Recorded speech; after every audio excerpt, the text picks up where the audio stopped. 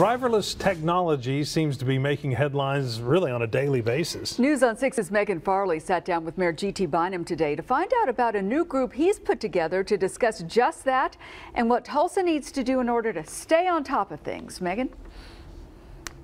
Yes, and right now the Consumer Electronics Show, that is going on in Las Vegas. And what that does is really highlights all of the innovations in technology. So a major discussion right now, as you mentioned, are driverless vehicles. So that discussion is not only heating up in Las Vegas, but also here in Tulsa in the mayor's office.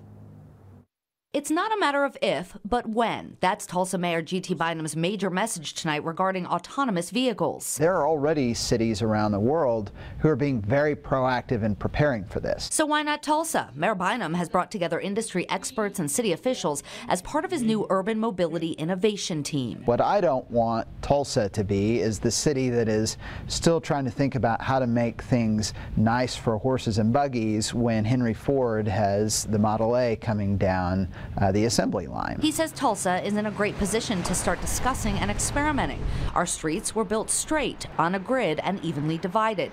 We're also in the middle of a strong effort to bring better public transportation to town. That's the greatest barrier to us in having public transit. It's not buying the buses, it's paying people to drive the buses. Well, if all of a sudden the buses drive themselves, you have many more opportunities for public transportation for people in a city than you had to begin with. Adrienne Janes with INCOG made her pitch today and acknowledged some of the skepticism. Things like revenue losses from parking tickets and license fees. Many cars will be electric, but we're a state that depends on oil and gas, so why are we promoting this? It's not a question of what we're willing to promote, it's a question of what's coming.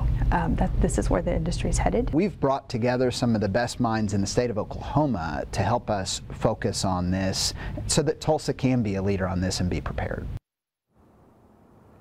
Now, there is another angle to this. Driverless cars would cut down on the amount of time our vehicles would have to sit in parking garages or parking lots. And Mayor Bynum says that would allow for redevelopment of those areas of town instead of housing more parking structures. Live on the scene on the story in Tulsa, Megan Farley, News on 6.